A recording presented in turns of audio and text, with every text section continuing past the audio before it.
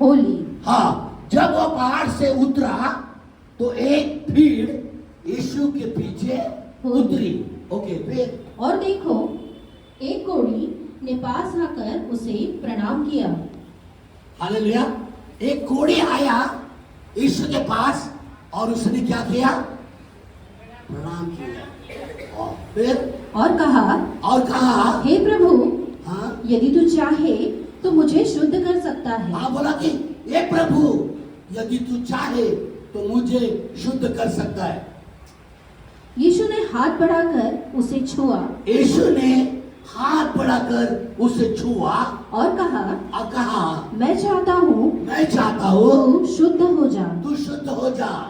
और वह तुरंत कोढ़ से शुद्ध हो गया। और शुद्ध हो गया। फिर यीशु ने उससे कहा, यीशु ने उसको कहा, देख, किसी से न कहना, हाँ, परंतु जाकर अपने आप को याजक को दिखा। हाँ, तो वो कोढ़ी याजक के पास आया और याजक ने देखा कि इसका कोढ़ चंगा हो गया, तो चंगी हो गई है, तो चंगा हो गया करके उसने जब अनाउंस किया, उसने अंगीकार किया, उसने घोषणा किया, कोढ़ी बहुत खुश होके अपने घर चला गया। Hallelujah, hallelujah, hallelujah. एक छोटी सी कहानी, और इस कहानी से कम 15 बातें मैं आपको बताने वाला हूं। एक छोटी सी कहानी से मैं आपको 15 बातें बताने वाला हूं कि यीशु आपको चंगा कैसे करता है। या आपको अगर चंगाई आज चाहिए, आप चंगाई को कैसे पा सकते हैं। पहले हम उस कोढ़ी के बारे में सोचते हैं। पहला कदम जो उठाना है, वो पहला कदम जो बीमार व्यक्ति है उसको उठाना है। वो पहला कदम क्या है? इस कोढ़ी ने पहला कदम क्या उठाया? ये कोढ़ी जो कोढ़ी था, कोढ़ी था। ये कोढ़ी गांव से बाहर है। ये कोढ़ी गांव से बाहर है क्योंकि कोढ़ी को अछूत माना जाता था अगर गांव के अंदर आता है। कोढ़ी पर पथराव मारते थे जब वो गांव के अंदर आता था। कोढ़ के कारण ऐसा नियम था कि इसके लिए अशुद्ध बोला जाए, और कोढ़ी हमेशा गांव के बाहर रहता था। अब एक कोढ़ी जब गांव के बाहर है तो पहला उसने अपने जीवन में कदम उठाया, वो है उसने निर्णय लिया। हालेलुया। आपके जीवन में आपको चंगाई अगर चाहिए, आपके जीवन में आपको एक निर्णय लेना पड़ेगा। रोजाना के जिंदगी में आप रोज के जीवन में आप 100 से अधिक निर्णय रोज लेते हैं, पर ऐसा एक निर्णय जिससे आपकी बीमारी चंगी हो जाए, वो निर्णय कोढ़ी ने लिया। पहली बात जो आपके जीवन में आपको चंगाई के लिए पाना है वो है, बोलो, निर्णय। आपको निर्णय लेना है, एक ऐसा निर्णय जिससे आपके जीवन बदलने वाला है। दूसरी बात इस कोढ़ी के बारे में कि ये कोढ़ी जो है, इसके अंदर समाज ने, लोगों ने, परिस्थिति ने इसके अंदर एक डर डाला हुआ है। ये डरा हुआ है, और इसको जो दूसरी बात करनी है वो अपनी जिंदगी से उसको डर को निकालना पड़ेगा। एक उसको निर्णय लेना है, दूसरी बात उसको अपने डर को निकालना है। जब ये डर को निकालता है, तीसरी बात, जब यीशु कहां पर है, यीशु कहां पर है? यीशु गांव के अंदर है। यीशु गांव के अंदर है। यीशु गांव के अंदर है और कोढ़ी बाहर है। इस कोढ़ी को चंगाई पाने के लिए गांव के अंदर आना पड़ेगा, और अंदर आने का पहला धोखा यह है कि लोग उस पर शायद पत्थर मारे। इसीलिए तीसरी बात, आपको आपके जीवन में चंगाई पाने के लिए परमेश्वर कहता है कि यीशु के पास आने के लिए आपको रिस्क लेना पड़ेगा, जोखिम उठाना पड़ेगा। जब आप जोखिम उठाओगे तभी आप चंगे हो। इस कोड़ी ने यीशु से मिलने के लिए जोखिम को उठाया। ये लोग, ये गांव के लोग, समाज आपको यीशु के पास आने नहीं देगा, आपके रिश्तेदार आपको यीशु के पास आने नहीं देगा। पर अगर आप जोखिम और रिस्क उठाने के लिए तैयार है तो यीशु भी आज आपको चंगाई देने के लिए तैयार है। आपको जोखिम उठाना रहेगा। एक आपने एक निर्णय लिया, जो आप निर्णय ले रहे हैं वो निर्णय बदलने वाला निर्णय नहीं होना चाहिए, वो लाइफ टाइम का एक ही निर्णय है। इसने निर्णय क्या लिया? इसने निर्णय किया, मैं वैद्य के पास गया, मैं चंगा नहीं हुआ, मैंने कई डॉक्टरों के पास गया, मैं चंगा नहीं किया। अब मेरा निर्णय ये है, मैं यीशु के पास ही जाऊंगा, मैं यीशु के पास जाऊंगा। ये इसका पहला निर्णय है। और उसके लिए उसने समाज का, लोगों का, अपने रिश्तेदारों का डर निकाल दिया। मत्ती का अध्याय 10:26 से 28 से बोलता है, जो शरीर को घात करता है उससे मत डरो, और जो शरीर आत्मा का घात करता है उससे डरो। इसने क्या किया? अब इसके रिश्तेदारों ने इसको छोड़ दिया। अब इसका डर निकल गया। जब इसने निर्णय लिया, धीरे धीरे इसका डर निकल गया। इसने जोखिम लिया, और जब जोखिम लिया, चौथा कदम इसने जो उठाया, अपने मन को तैयार किया, अपने विचारों को तैयार किया, अपने हृदय को तैयार किया। ये 4 चीजें अगर आप आज करते हो तो यीशु भी उसका अगला कदम उठाने के लिए तैयार है। वो आपको चंगा करने के लिए तैयार है। आपको 4 कदम उठाने हैं। पहला कदम जो परमेश्वर चाहता है, वो आपको निर्णय लेना है कि मैं यीशु के पास जाना हो। यीशु मुझे चंगा कर सकता है, यीशु मुझे चंगाई देता है। दूसरा, आपको आपके जीवन के डर को निकालना है। तीसरा, आपको रिस्क लेना है, जोखिम लेना है, चाहे गांव वाले पत्थर इस कोड़ी को मार सकते हैं। और चौथी बात, अपने मन को तैयार करना है कि चाहे कोई मुझे पत्थर भी मारे, चाहे कोई मुझे कुछ भी बोले, मैं हर परिस्थिति में यीशु के पास जाऊंगा। हालेलुया। दूसरा कदम जो आपको उठाना है वो है उसका दूसरा वचन पढ़ना। और देखो, एक कोढ़ी ने पास आकर यीशु को प्रणाम किया। बस, अब इस कोढ़ी ने एक कदम अपने शरीर से दूर रह के उठाया। अब दूसरा कदम वो यीशु के पास आके 4 बातों को अपने जीवन में उठा रहा है। उसने क्या किया? यीशु को प्रणाम किया। ये प्रणाम 4 चीजों को बताएगा। उसका पहला प्रणाम जो उसने प्रभु को किया, ये स्वीकार करने का प्रणाम। ये क्या स्वीकार करने का प्रणाम था? कि यीशु मसीह, मैं तुझे अपने जिंदगी में बुलाता हूं, तू मेरा उद्धार करता है, तू ही मेरा चंगा करने वाला परमेश्वर है, तू मेरा मुक्ति करने वाला परमेश्वर है। इस प्रणाम का पहला अर्थ था। जब आप गांव में जाते हो, आप साहूकार के पास जाते हो, उनको पैसे मांगने के लिए, जो जमीन वाला किसान होता है वो झुक के उसको प्रणाम करता है, तेरी सारी शर्तें मुझे मंजूर है। आज इसका प्रणाम करना ये दर्शाता है कि इसको यीशु ये प्रभु है और इसका उद्धार करता, ये शर्त इसको मंजूर है। हालेलुया। इसको ये मंजूर है कि यीशु इसका उद्धार करता है। आप चंगाई के लिए जरूर आते हो, पर आप चंगाई होने के बाद आप अपने दूसरे चीजों पे वापस जाते हो। पर आपको याद रखना है, चंगाई परमेश्वर उसको देना चाहता है जो यीशु को लाइफ टाइम तक अपना उद्धार करता बोलना चाहता है। इस कोढ़ी ने ये पहला कदम जो उठाया प्रणाम करके, इस प्रणाम का अर्थ था कि यीशु मसीह आप ही मेरा उद्धार करता परमेश्वर है। इस वक्त शाम को अगर आज आप पहली बार आए हो और परमेश्वर को अपना उद्धार करता स्वीकार करना चाहते हो, तो आज ये मौका है, परमेश्वर आपको चंगाई देना चाहता है। दूसरी बात, इस कोढ़ी ने प्रभु यीशु को प्रणाम किया। इसका दूसरा अर्थ है, इस व्यक्ति ने अपने आप को नम्र बनाया। हालेलुया। प्रभु बोला, यदि मेरे प्रजा के लोग दीन और नम्र होकर मेरे पास आएंगे तो मैं उनके पापों को क्षमा करूंगा और उनके अपराधों को क्षमा करूंगा और उनके देश को जो का त्यों कर दूंगा।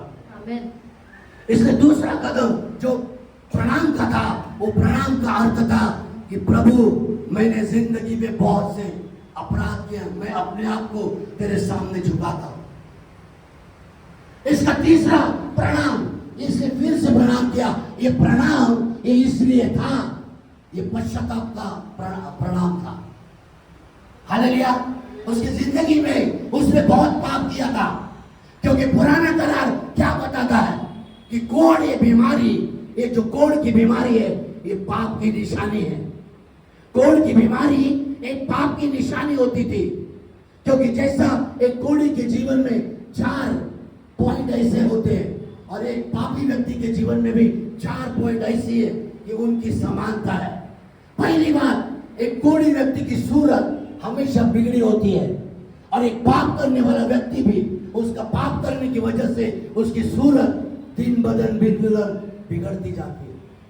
दूसरी बात, एक कोढ़ी बीमारी के कारण कभी आनंदित नहीं हो सकता है, वो हमेशा दुखी होता है।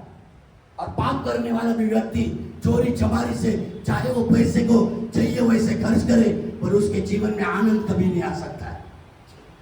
तीसरी बात, एक व्यक्ति जब पाप करता है तो पाप करते होते एक पाप करता है, कुछ नहीं होता है, वो दूसरा पाप करता है, तीसरा पाप करता है।